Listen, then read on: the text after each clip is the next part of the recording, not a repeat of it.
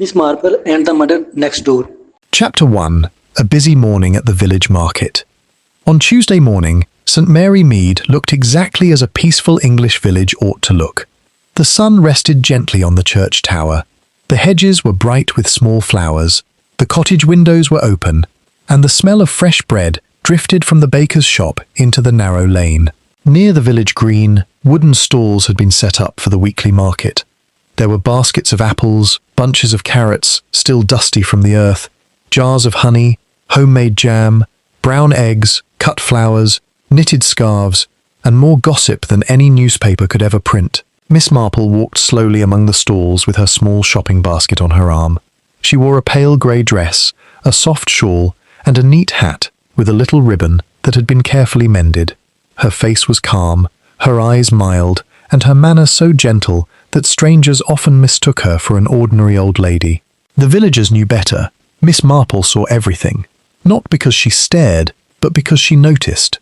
She stopped first at Mrs. Pike's flower stall. "Good morning, Miss Marple," said Mrs. Pike brightly. "Sweet peas today, or perhaps roses?" "Sweet peas, I think," Miss Marple replied. "They have such a truthful scent." Mrs. Pike laughed, though she did not quite understand the remark. As Miss Marple chose a small bunch of purple and white flowers, a polished black motor car rolled into the square. It moved slowly, as if the driver wished everyone to see it. Several heads turned at once. Inside sat the new family from Elmwood House. Everyone in St. Mary Mead had been speaking of them for days. The Hawthorns had bought Elmwood House, the large property beyond Miss Marple's garden wall. It was a grand old place with tall windows, iron gates, and a line of dark elm trees that made the house look proud and secretive. The car stopped near the market. First out came Mr. Edmund Hawthorn, the head of the family. He was tall, silver-haired, and carried himself like a man used to being obeyed. His walking stick had a gold handle, and his eyes moved over the village as if judging its worth. Behind him came his wife, Mrs. Beatrice Hawthorn, thin, elegant, and pale. She wore pearls at her throat, but her hands trembled as she adjusted her gloves. Then came the children and grandchildren. There was Julian Hawthorn, the elder son, handsome but restless. His smile arrived too quickly and disappeared too soon. There was Martin, the younger son, broad-shouldered and red-faced, looking as if he had already lost his temper before breakfast. There was Clara, the eldest daughter, dressed beautifully in dark blue, with a face that might once have been cheerful, but now seemed tired and guarded.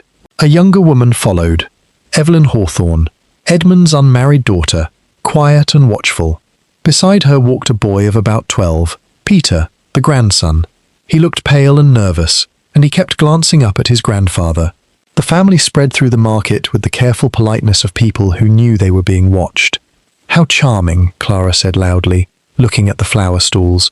"Such a dear little market." But as she said it, her eyes were not on the flowers. They were on Julian, who had moved away toward the post office. Miss Marple, still holding her sweet peas, noticed. Julian stopped beside a narrow alley near the grocer's shop. A man in a brown coat waited there, his hat pulled low over his forehead. They spoke for less than a minute.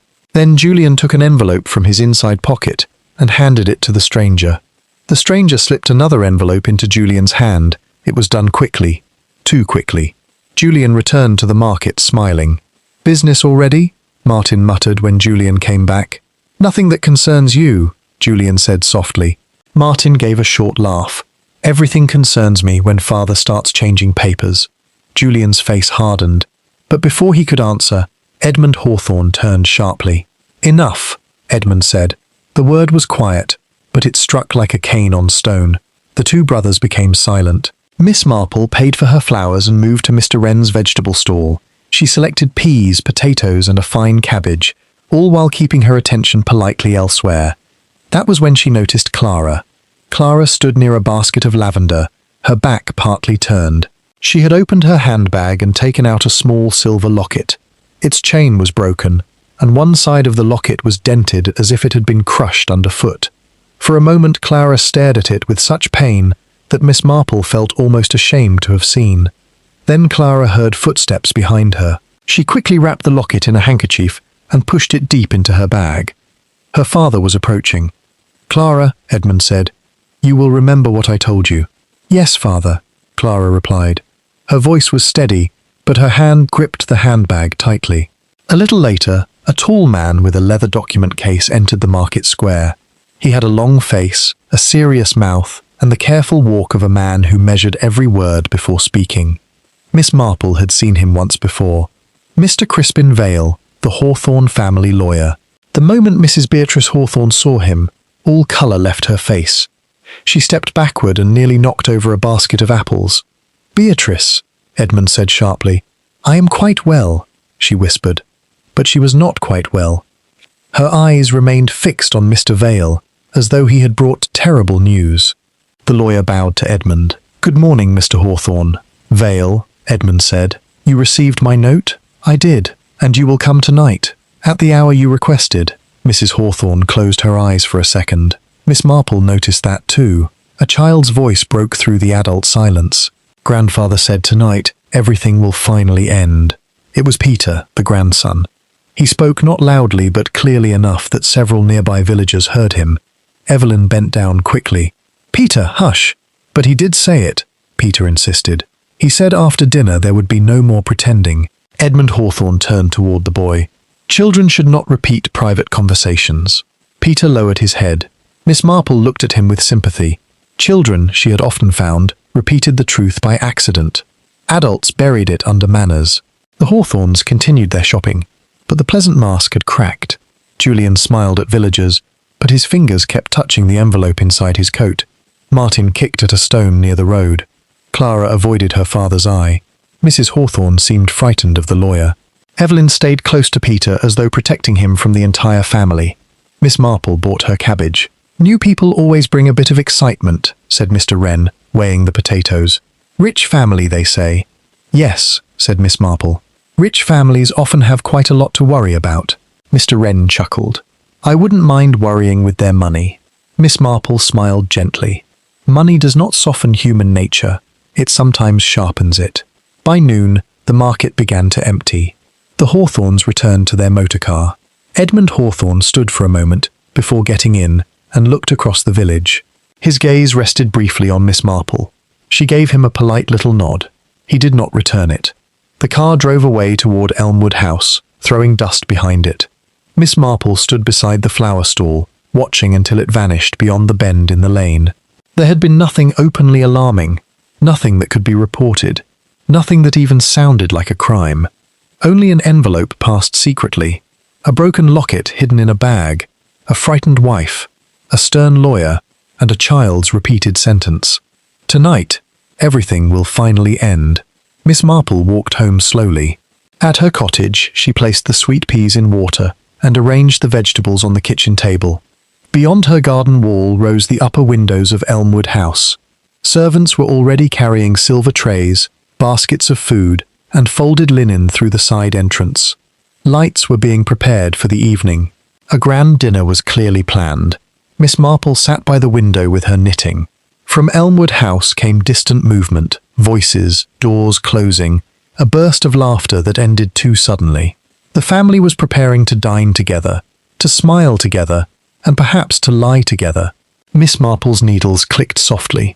She did not know yet what was going to happen, but she knew one thing with absolute certainty.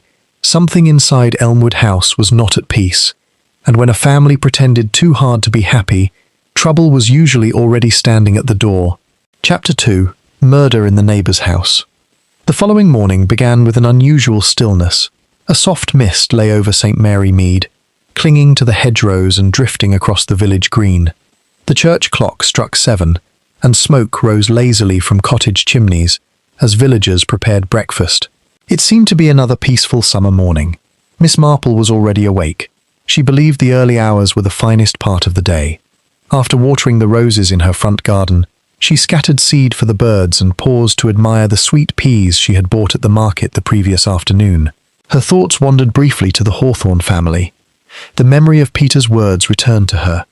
Grandfather said tonight, everything will finally end.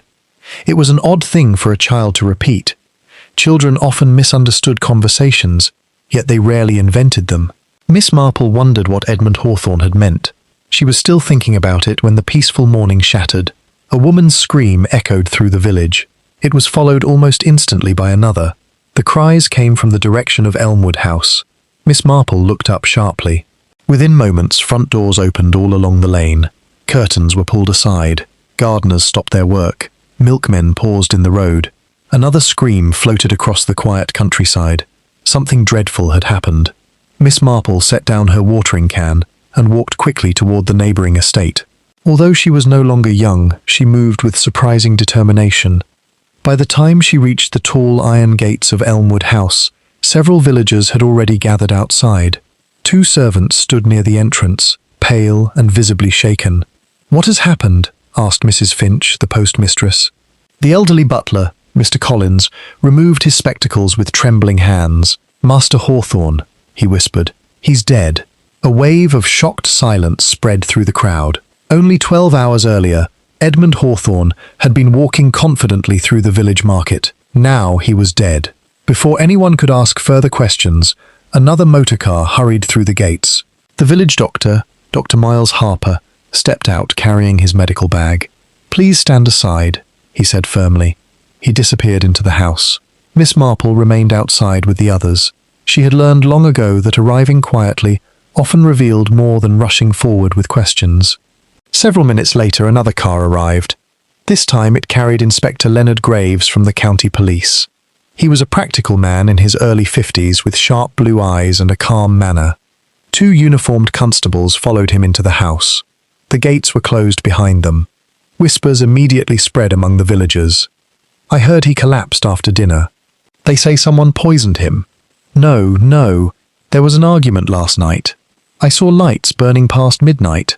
Miss Marple listened without commenting. Rumours appeared quickly after every tragedy. Facts usually arrived much later. Nearly an hour passed before Inspector Graves stepped back outside to speak briefly with the doctor. Miss Marple happened to be standing near enough to hear part of their conversation. "The library?" the inspector asked quietly. Dr. Harper nodded. "Yes. Locked? Completely. And no one entered before the door was forced?" "No." The inspector frowned thoughtfully. Miss Marple stored every word in her memory. Later that morning, after most villagers had returned home, Miss Marple received an unexpected visitor. Inspector Graves himself stood at her front gate. "Good morning, Miss Marple." She smiled politely. "Inspector, I wasn't expecting company. I've been told you've lived beside Elmwood House for many years, nearly 30. I wondered whether you noticed anything unusual yesterday." Miss Marple invited him into her sitting room. Tea was served before either spoke further. The inspector appreciated people who respected proper manners. "I understand," he began, "that you were at the market yesterday." "I was." "Did you observe the Hawthorne family?" Miss Marple folded her hands. "They appeared troubled." "In what way?" There was tension beneath their politeness. Inspector Graves leaned forward. "Can you be more specific?" Miss Marple described only what she had plainly seen. She mentioned Julian's brief exchange of envelopes with an unknown man. She mentioned Clara hiding the broken silver locket. She mentioned Mrs. Hawthorne's visible fear when the family lawyer arrived. Finally, she repeated Peter's curious words. "Grandfather said tonight everything will finally end." The inspector wrote each point carefully into his notebook. "Interesting," he murmured. He closed the notebook. "Perhaps I should explain what happened." Miss Marple nodded quietly. According to the inspector, the Hawthorne family had gathered for dinner at precisely 7 o'clock the previous evening. Everyone had attended. Dinner lasted nearly 2 hours. After dessert, Edmund Hawthorne announced that he wished to spend some time alone in his private library before speaking with the family later that evening. Those had been his last known words. He entered the library shortly after 9. No one saw him alive again. Around 10:30, Mrs. Hawthorne became concerned because her husband had not returned. The butler knocked on the library door. There was no reply. Again he knocked. Silence. The door was locked from the inside. After repeated attempts to gain a response, the servants forced the heavy oak door open. They found Edmund Hawthorne collapsed beside his writing desk. He was dead. "The windows?" asked Miss Marple. "Locked from the inside," replied the inspector. "Any hidden entrance?" "None." "The key?" "Still in the lock." Miss Marple remained thoughtful. "A classic locked room." "So it appears." "The cause of death?" she asked. "We're awaiting the post-mortem." "Wounds?" Inspector Graves hesitated. "None." "No knife?" No, no pistol, no obvious poison. Miss Marple looked surprised. No weapon at all? None. The inspector shook his head. We searched every corner of the library. Nothing. No knife, no rope, no heavy object, no broken glass. Nothing that could explain how Edmund Hawthorne had died. By midday, the entire village was discussing the mystery. Some insisted the old gentleman had suffered a heart attack. Others whispered about poison. Several believed a burglar must somehow have escaped unseen. The police, however, considered another possibility: suicide. Inspector Graves explained that the library had been locked from within. No signs of struggle appeared in the room. Nothing seemed disturbed. Without evidence of another person's presence, suicide seemed the simplest explanation. Yet something troubled him. He admitted as much to Miss Marple before leaving. I dislike simple explanations, he confessed. They often hide complicated truths. Miss Marple smiled gently. So they do. During the afternoon, the members of the Hawthorne family remained inside Elmwood House, while police officers questioned each of them separately. From her garden, Miss Marple could occasionally see movement through the distant windows. Julian paced constantly. Martin smoked one cigarette after another. Clara sat alone near an upstairs window, staring into the gardens below. Mrs. Hawthorne appeared exhausted. Young Peter was taken outside briefly by a maid. The boy looked frightened and confused. He kept asking the same question: why won't grandfather wake up? No one answered him. As evening approached, Inspector Graves walked slowly through the gardens surrounding Elmwood House. Miss Marple happened to be tending her roses beside the shared hedge. The inspector paused. A remarkable family, he remarked. Miss Marple looked up. Every one of them had a reason to dislike Mr. Hawthorne. Oh? The will had recently been changed. Miss Marple said nothing. The elder son was deeply in debt. She continued pruning a rose. The younger son argued with his father constantly. Another rose was carefully trimmed. The eldest daughter expected to lose her inheritance. Miss Marple clipped another stem. The wife had lived under her husband's strict control for decades. Still, she remained silent, and several servants admitted hearing raised voices after dinner. The inspector sighed. I have more suspects than evidence. Miss Marple finally spoke. Families often keep many secrets, Inspector. So I've discovered. But secrets, she said quietly, are not always crimes. Inspector Graves nodded thoughtfully. No. He looked back toward the great house. But somewhere inside Elmwood House, I believe one secret became murder. Miss Marple watched the darkening windows in silence. The locked library, the missing weapon, the frightened family, the mysterious dinner. Nothing seemed to fit together. Yet beneath the confusion she sensed something very simple.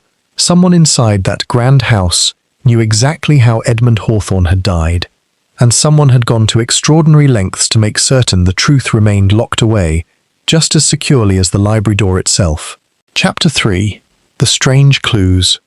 The morning after Edmund Hawthorne's death, Elmwood House no longer resembled the proud country residence that had impressed the villagers only days before. Police officers moved quietly through its halls. Servants whispered in corners. Curtains remained half-drawn despite the bright sunshine outside. Every clock in the house seemed to tick louder than usual, as though time itself had become a witness.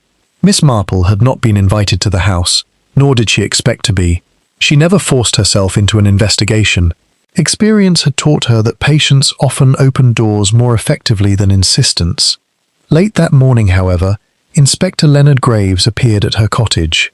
"Good morning, Miss Marple," he said. "You look as though you've slept very little, Inspector." "I haven't." She invited him inside and poured tea. "I shouldn't really trouble you," he admitted, "but something about this case refuses to make sense." Miss Marple smiled gently. The cases that seem impossible usually become simple once one understands people. "I hope you're right." He opened his notebook. "I thought you might like to hear about several unusual discoveries." Miss Marple folded her knitting and listened carefully. "The first," said the inspector, "was found on Mr. Hawthorne's writing table." He removed a small sketch from his notebook. A chessboard. Miss Marple studied the drawing. Every black piece stood neatly in place. Every white piece remained exactly where it belonged, except one. The white bishop was missing. "Only one piece?" she asked. "Only the bishop." "Was it found elsewhere?" No. The room was searched. Twice. Miss Marple looked thoughtful. Interesting. The strange thing, continued Graves, is that Mr. Hawthorne was known to be meticulous. According to the family, he never left a chessboard unfinished. So someone removed the bishop, or Mr. Hawthorne himself did. Miss Marple nodded without offering an opinion. The second clue is even stranger. Inspector Graves produced another sketch. It showed the corner of a magnificent Persian carpet. Near one edge was a dark patch. Soil, he explained. Garden soil? Fresh, damp soil. Miss Marple looked surprised. The library opens only onto the central hallway. Exactly. There is no direct entrance from the garden. None. And it hadn't rained. No. Any muddy footprints? Not a single one. So only the soil. Only a small amount. Miss Marple closed her eyes for a moment. So someone carried the earth without leaving footprints. Or placed it there deliberately. Inspector Graves turned another page. This was discovered inside Mr. Hawthorne's desk drawer. It was an old family photograph, nearly 20 years old. The Hawthorne family stood together in front of Elmwood House. Everyone smiled for the camera, except one face. That face had been carefully cut away with sharp scissors. Only the outline remained. Miss Marple examined it closely. Do the family know whose face was removed? They claim not to remember. She looked up. They all forgot. So they say. Miss Marple smiled faintly. Families sometimes remember exactly what they wish to forget. There is more. The inspector seemed increasingly puzzled. One of the antique clocks in the library had stopped. Mechanical failure. It had been wound only the previous day. What time? 8:17. Miss Marple frowned. But Mr. Hawthorne entered the library after 9. Exactly. So if the clock stopped naturally, it stopped before he entered, which is impossible. And if someone moved the hands, they wanted us to believe something happened at 8:17. Miss Marple looked at the drawing again. A false time can be just as misleading as a false alibi. Inspector Graves reached into his pocket. This time he produced a small envelope. Inside lay a single white feather. It was found inside Mr. Hawthorne's jacket pocket. Miss Marple held it carefully. It isn't from a pillow. No. It appears too stiff. Our expert believes it came from a decorative writing quill. Miss Marple raised her eyebrows. A writing quill? Yet there isn't one anywhere in the library. How curious. She examined the feather against the light. It was perfectly clean, almost too clean. And finally, said the inspector, perhaps the oddest discovery of all. He unfolded a small sheet of paper. It was an ordinary shopping list. Bread, tea, candles, writing paper, blue ink. The final item, blue ink, had been circled twice. The handwriting belongs to Edmund Hawthorne. Miss Marple looked puzzled. Was blue ink purchased? No. Any bottle of blue ink in the library? None. Black ink? Several bottles. So he specifically wanted blue. It appears so. Inspector Graves leaned back. I have never investigated a murder containing so many disconnected clues. The missing bishop, the soil, the photograph, the stopped clock, the feather, the shopping list. He sighed. None of them explain how a man dies inside a locked room. Miss Marple remained quiet. After a long pause, she asked one question. Did every member of the family see these objects? Not all. I should like to know who reacted to each clue. The inspector looked interested. Why? Because clues do not merely reveal crimes. They reveal people. That afternoon, Miss Marple accepted an invitation from Mrs. Finch for tea. As expected, conversation soon turned toward Elmwood House. I feel terribly sorry for Mrs. Hawthorne, Mrs. Finch said. Do you? Miss Marple stirred her tea. She seemed frightened. So did several others. Mrs. Finch lowered her voice. I heard the sons nearly came to blows after the police questioned them. Indeed, they argued about father's papers. Miss Marple remembered the exchanged envelopes at the market. Papers again. Interesting. Later, while walking home, Miss Marple happened to pass the gates of Elmwood House. The gardener, Mr. Ellis, was trimming hedges. He removed his cap politely. Terrible business, miss. Very terrible. She noticed something beside the flower beds. Fresh earth, dark brown, moist.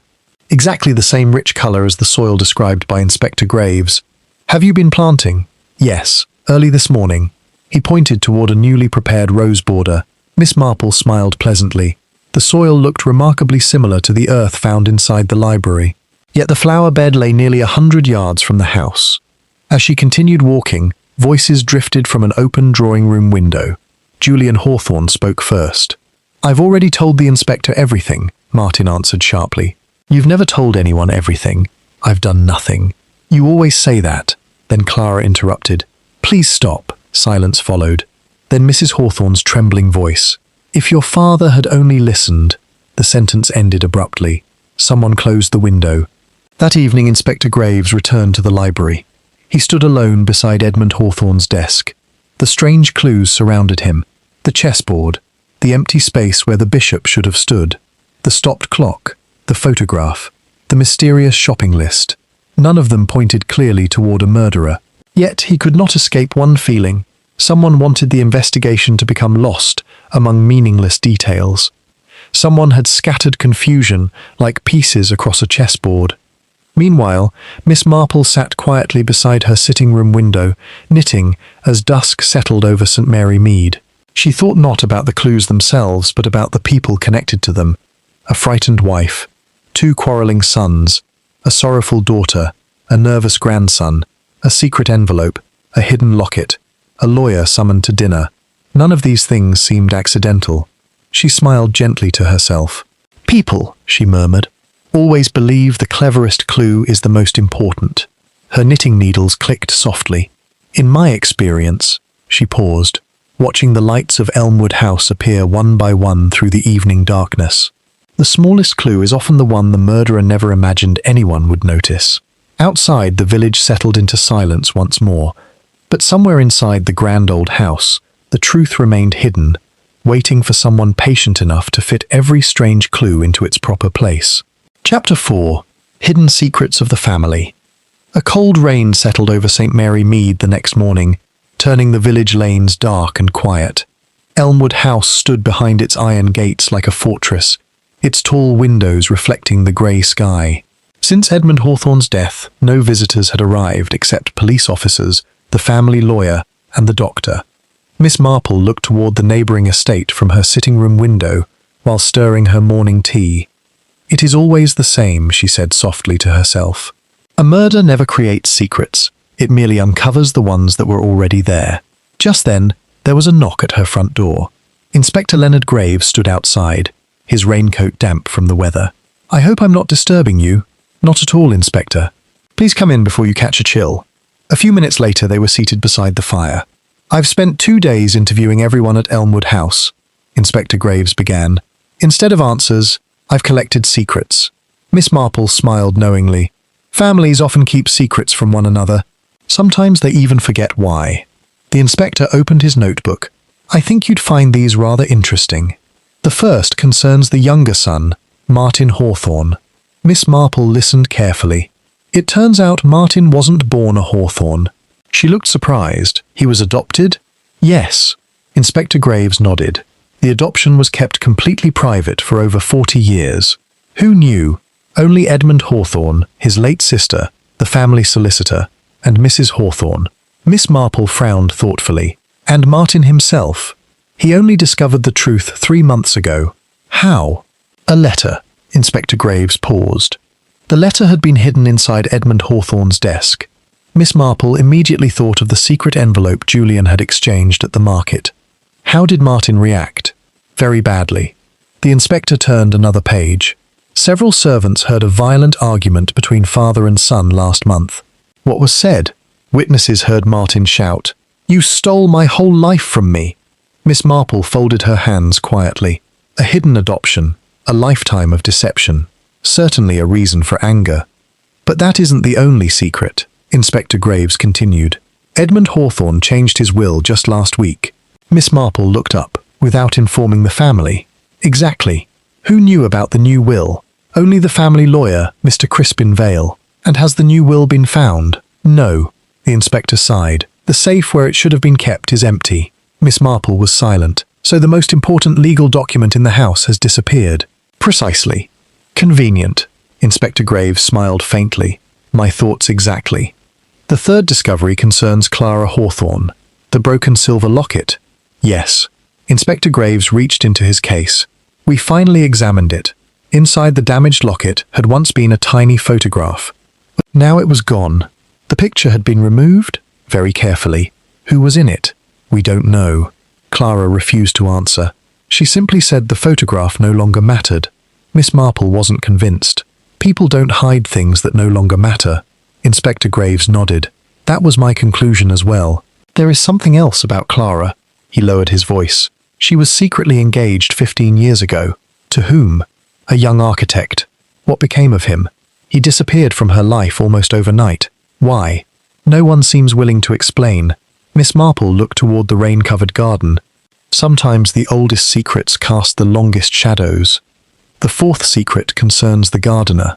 Miss Marple raised an eyebrow. Mr. Ellis? His real name isn't Ellis. Miss Marple looked surprised. No, he has been using another surname for nearly 20 years. Why? We're still investigating. Inspector Graves leaned forward. More interestingly, Edmund Hawthorne hired him personally. No references? None. So Mr. Hawthorne already knew him. It would appear so. Miss Marple remembered the fresh soil near the flower beds. The same soil found inside the library. Another curious coincidence. The inspector continued. The housekeeper, Mrs. Barton, admitted something yesterday. What was that? She entered the library every night. Miss Marple looked up sharply. Every night? Yes. For what purpose? She claimed she cleaned Mr. Hawthorne's desk after he went to bed. Did he permit it? Apparently. Inspector Graves shook his head. But one servant insists Mr. Hawthorne never allowed anyone inside the library after sunset. So someone is lying. It seems so. Later that afternoon, Miss Marple decided to take a short walk despite the rain. As she passed the village bakery, she saw young Peter Hawthorne sitting alone beneath the covered porch, holding a small wooden toy boat. His governess had stepped inside to buy bread. Peter looked lonely. Miss Marple smiled warmly.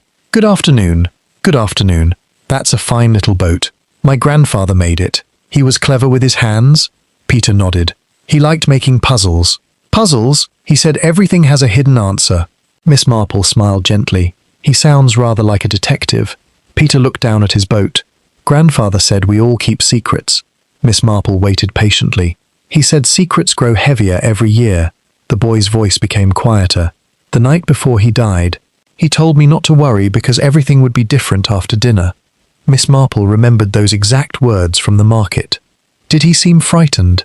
Peter thought carefully. No, he seemed sad. Before Miss Marple could ask another question, the governess returned. Peter waved goodbye. That evening, Inspector Graves questioned Evelyn Hawthorne once more. Unlike the others, she answered every question calmly. Almost too calmly. There is one thing, she finally admitted. What is it? Asked the inspector. My father believed someone in the family had been forging his signature. Inspector Graves looked up sharply. Did he know who? He suspected someone. Who? He never told me. Were any documents missing? Several business papers. Inspector Graves immediately thought of Julian's mysterious envelope exchange. Meanwhile, Julian sat alone in the library's adjoining study. His eyes remained fixed on the empty chessboard. The missing bishop still hadn't been found. He whispered to himself. It wasn't supposed to happen like this. Outside the door, Martin overheard the words. What wasn't? Julian looked startled. I was talking to myself. You've been doing that ever since father died. Martin stepped closer. What are you hiding? I'm hiding nothing. Martin laughed bitterly. That's exactly what father used to say. The brothers stared at one another before Martin turned and walked away. Neither noticed Inspector Graves watching quietly from the end of the corridor. As darkness settled over St. Mary Mead, Miss Marple sat beside her fireplace with her knitting. One by one she considered the growing collection of secrets. Martin's hidden adoption, the missing will, Clara's broken locket, the vanished photograph, the gardener with a false identity, the housekeeper entering the library each night, the forged signature. Each secret seemed important, yet something troubled her. None of them explained the locked room. None explained the missing murder weapon. None explained the white feather or the absent chess bishop. She looked thoughtfully into the fire. It is curious, she murmured. When everyone hides something, her knitting needles paused. The greatest danger is assuming that every secret leads to murder. Outside, rain tapped softly against the windows of her little cottage. Across the garden, The lights of Elmwood House glowed faintly through the darkness. Inside that great house, every member of the Hawthorne family was protecting something. Some were protecting old lies. Some were protecting painful memories. One, Miss Marple felt certain, was protecting a murderer. The question was no longer whether the family had secrets. The question was which secret had been worth killing for. Chapter 5. Miss Marple sees the pattern. 3 days had passed since Edmund Hawthorne's death, yet the mystery surrounding Elmwood House seemed only to deepen. The newspapers called it the Locked Library Mystery. Reporters arrived from nearby towns, hoping to catch a glimpse of the famous estate where a wealthy gentleman had died behind a locked door without an obvious cause or a murder weapon. To Miss Marple, however, the case had become less mysterious than it first appeared. She was not yet certain of the murderer, but she was beginning to understand the pattern. That morning she sat quietly in her garden beneath the old apple tree. A basket of knitting rested beside her, while robins searched for worms among the flower beds. To anyone passing by, she looked like a harmless elderly lady enjoying the sunshine. In reality, her mind was busy arranging facts. She did not think about them one by one. She thought about the people connected to them. Human nature, she often believed, was easier to understand than evidence. A knock sounded at the garden gate. Inspector Leonard Graves entered carrying a leather folder. "I had a feeling I'd find you here. I find gardens much better for thinking than offices," Miss Marple replied with a smile. The inspector laughed. "I've brought the post-mortem report." Miss Marple put down her knitting. "And the doctor has ruled out natural causes. So it was murder, without question." Miss Marple nodded calmly. "And the cause?" Inspector Graves lowered his voice. "A rare poison." Miss Marple looked thoughtful. "Was it found in the body?" "Yes, but nowhere else." "No bottle?" "None." "No glass containing poison?" "No." "No syringe?" "Nothing." "The poison entered his body sometime during dinner or shortly afterward." Miss Marple looked toward Elmwood House. "So the murder may have begun before Mr. Hawthorne entered the library." "Exactly." Inspector Graves sighed. "Yet the locked room still puzzles me." "It should." He looked at her curiously. "Why do you say that?" "Because I no longer believe the locked room was the murder."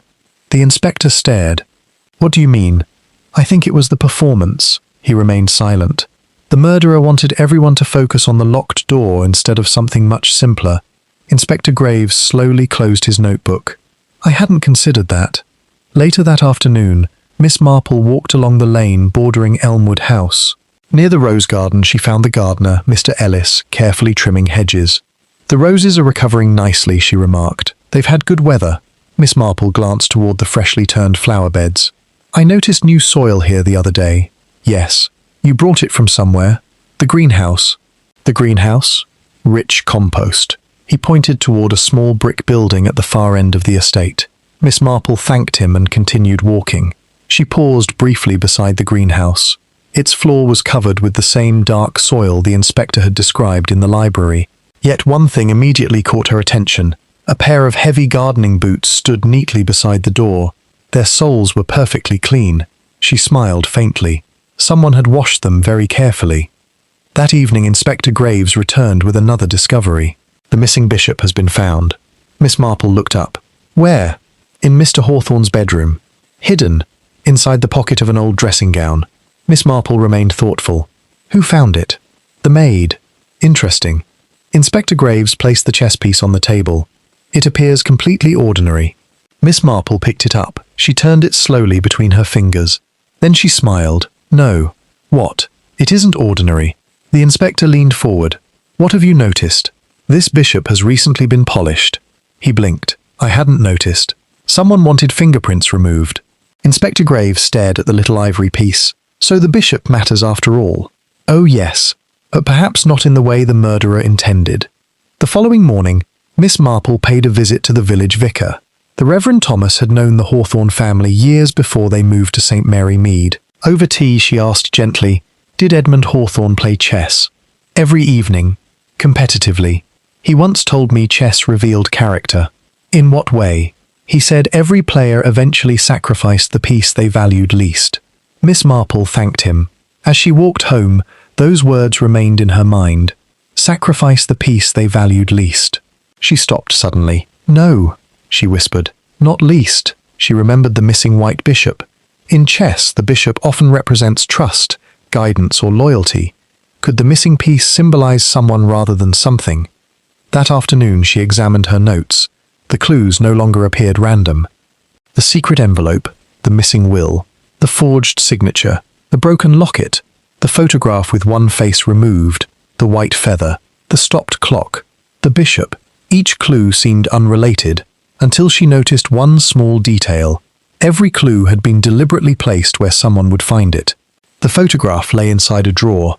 The shopping list rested openly on the desk. The soil appeared in plain sight. The clock faced the entrance. The bishop was eventually discovered in a bedroom. None of the clues had remained hidden. Someone wanted them discovered. Miss Marple leaned back in her chair. The murderer wasn't hiding evidence. She smiled quietly. The murderer was creating it. Inspector Graves arrived again just before sunset. You look pleased. I believe I've solved one part of your puzzle. Which part? The stopped clock. The inspector looked surprised. You know why it stopped? I believe someone moved the hands after Mr. Hawthorne died. But why 8:17? To waste your time. Inspector Graves frowned. So it has no meaning. Oh, I didn't say that. Miss Marple smiled. I merely think the meaning isn't the one we're supposed to believe. The inspector rubbed his forehead. I feel as though every answer creates two new questions. That often happens. Can you explain the white feather? Not yet. The muddy soil. I have an idea. The shopping list. I believe that's one of the most important clues. Inspector Graves laughed. The shopping list? Yes. More important than the poison? Much more. He stared. A shopping list? Miss Marple nodded. Mr. Hawthorne circled only one item twice. Blue ink. Exactly. But no blue ink was ever purchased. Precisely. She smiled gently. People rarely emphasize something they never intend to use. That evening darkness settled once more over St. Mary Mead. Inside Elmwood House, the Hawthorne family gathered silently in the drawing room. No one spoke. Julian stared into the fire. Martin poured himself another drink. Clara held the broken silver locket tightly in her hand. Mrs. Hawthorne sat motionless beside the window. Young Peter quietly arranged chess pieces on a small table.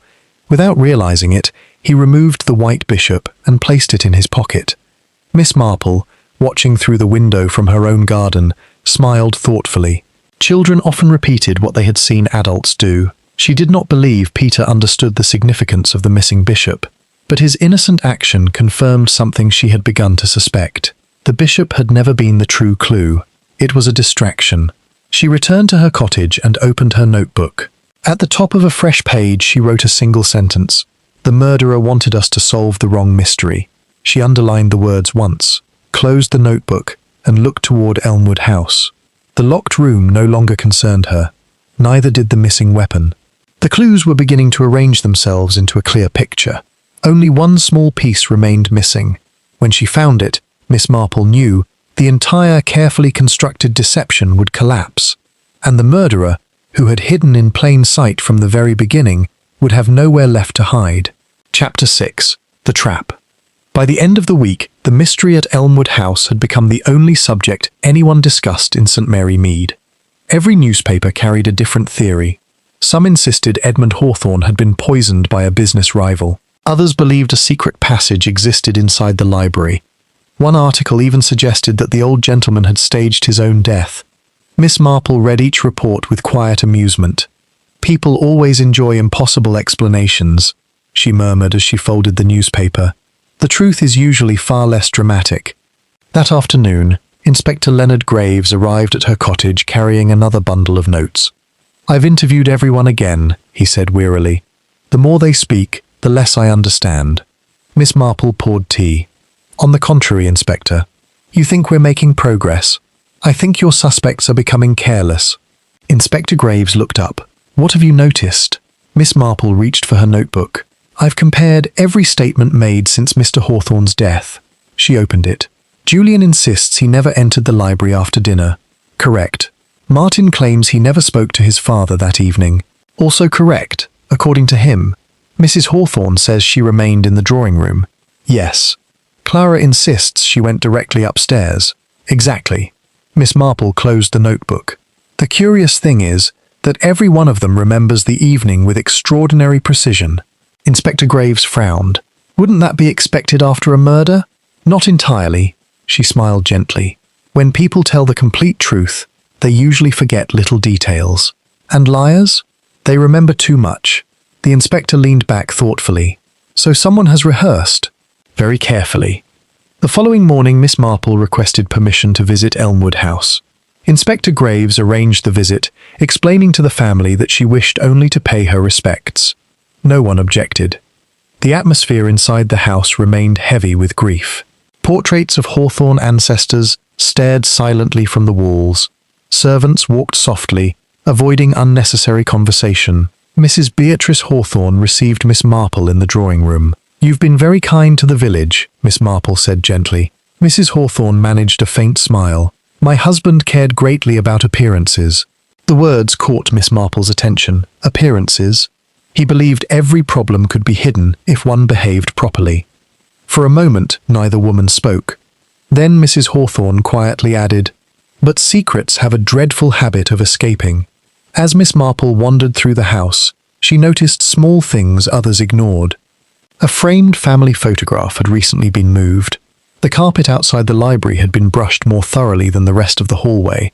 A vase beside the staircase contained fresh white lilies, although the gardener had planted only red roses that week. Someone was trying very hard to make the house appear orderly. Inspector Graves joined her outside the library. "The room has remained untouched." Miss Marple entered slowly.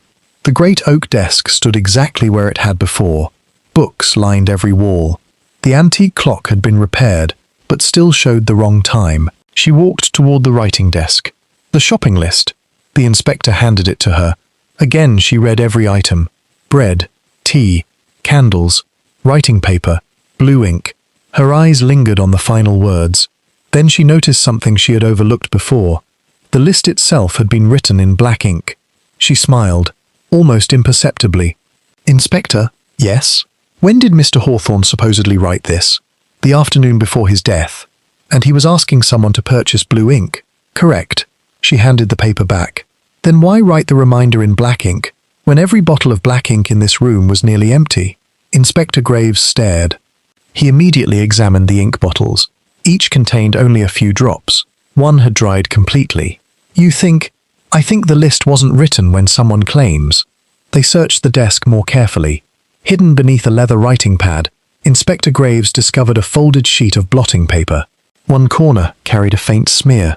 Blue, not black. The inspector looked at Miss Marple. The blue ink did exist, yes, but someone removed it and wanted us to believe it had never arrived. Inspector Graves carefully placed the blotting paper into an evidence envelope. Later that afternoon, Miss Marple asked Inspector Graves to invite the entire Hawthorne family to the drawing room after dinner. "On what grounds?" "I wish to discuss the investigation." "You intend to accuse someone?" "Not yet." "What then?" "I merely wish to watch them." At 8 o'clock, everyone gathered. Julian stood beside the fireplace. Martin remained near the window. Clara sat quietly, still holding her repaired silver locket. Mrs. Hawthorne looked exhausted. Evelyn comforted young Peter, who sat silently with a chessboard on his lap. Inspector Graves addressed the family. "Miss Marple has asked to speak with all of you." Every eye turned toward the elderly lady.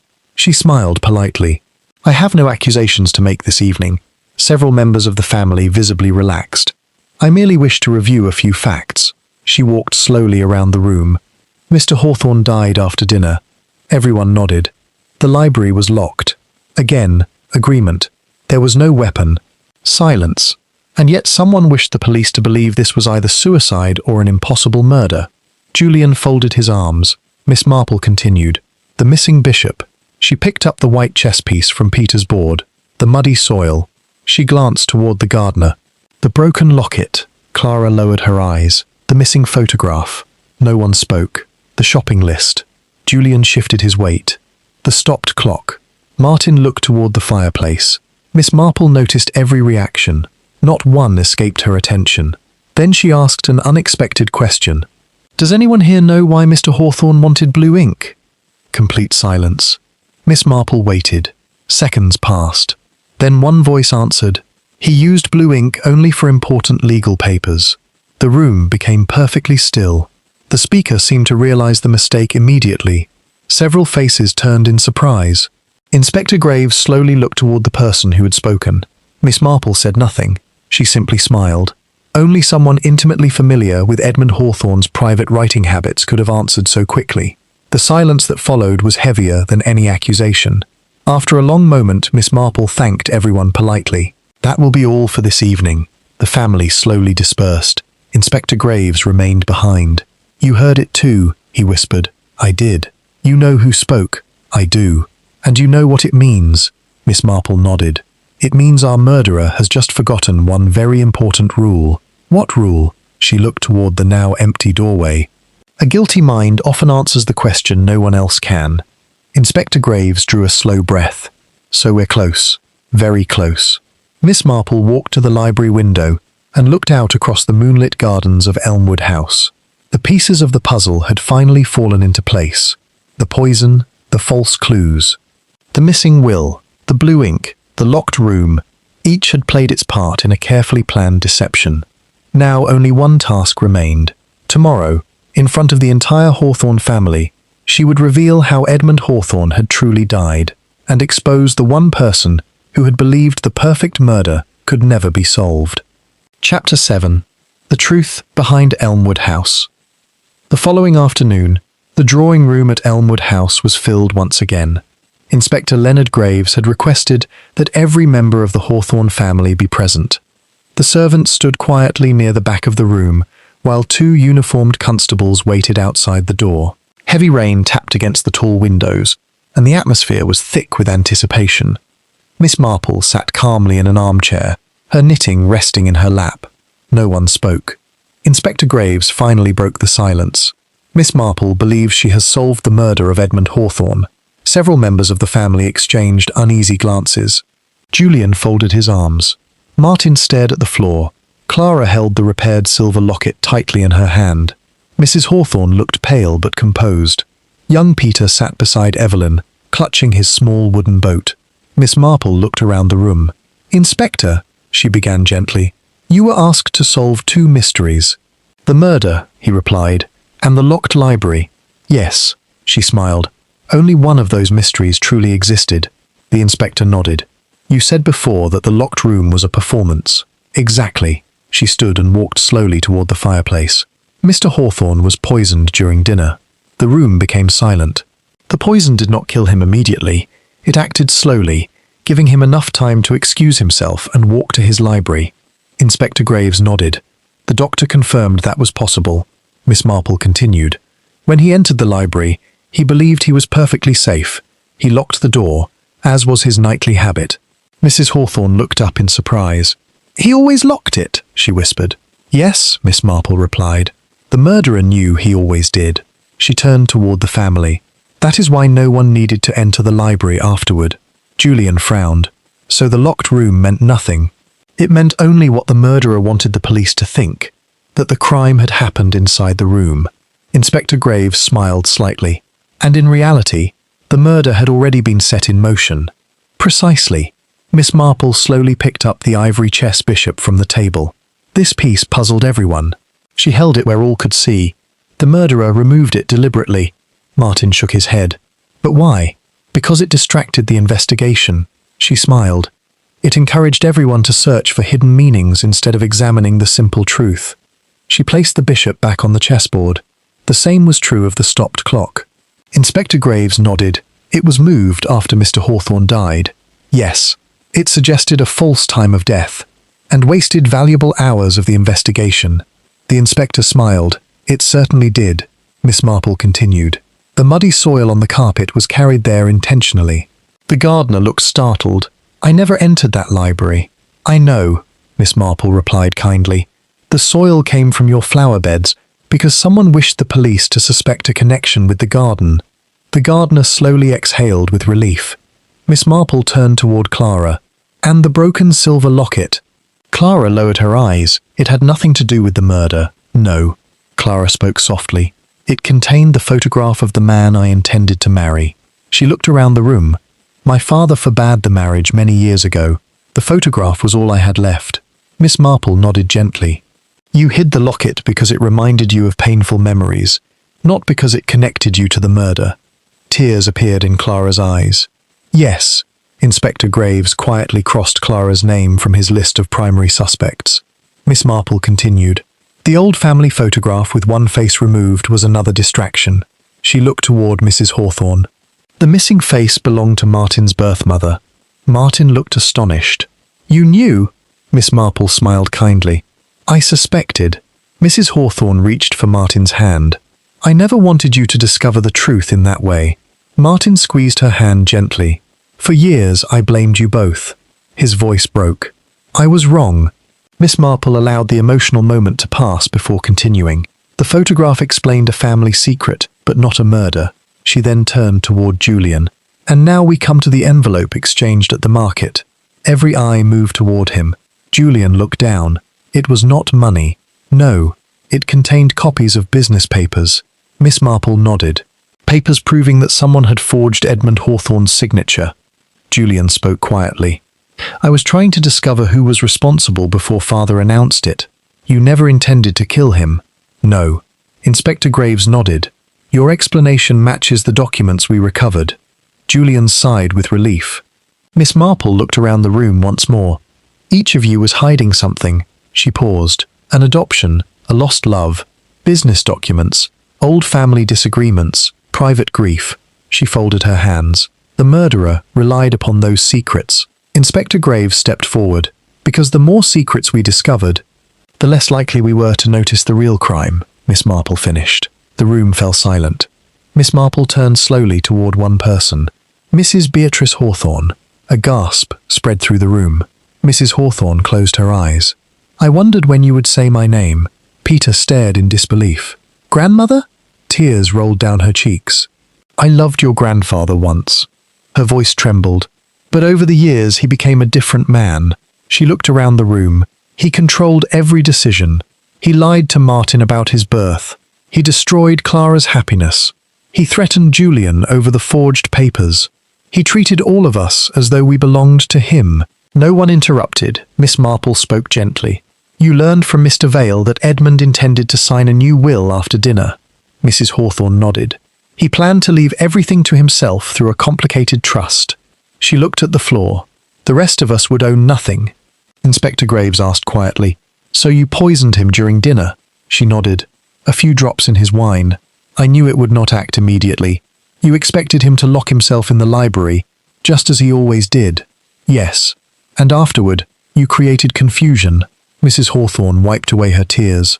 I moved the clock. I removed the chess bishop. I placed the soil. I hid the blue ink. I wanted the police to chase clues instead of asking when he had really been poisoned. Inspector Graves said quietly, And the murder weapon? There wasn't one. She looked sadly toward the dining room. The poison was mixed into the wine, and the bottle was washed after dinner. One constable stepped forward. Mrs. Hawthorne did not resist. Before leaving, she turned toward her family. I never wished to hurt any of you. Martin's eyes filled with tears. You should have trusted us. She nodded sadly. I know. As the constables escorted her from the room, Peter began to cry quietly. Evelyn wrapped an arm around him. The house fell into complete silence.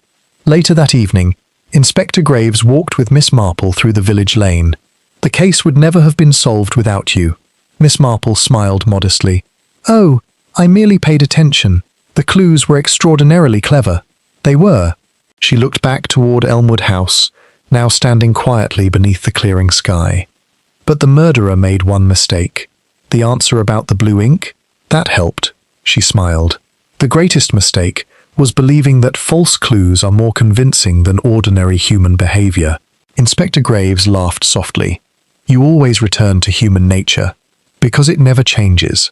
The church bells began to ring across St. Mary Mead as the evening sun broke through the clouds. Peace slowly returned to the village. Elmwood House would never again be the home of a proud and secretive family. Its walls had witnessed ambition, deception, heartbreak, and finally murder. Miss Marple walked home carrying her basket of knitting. Another mystery had ended.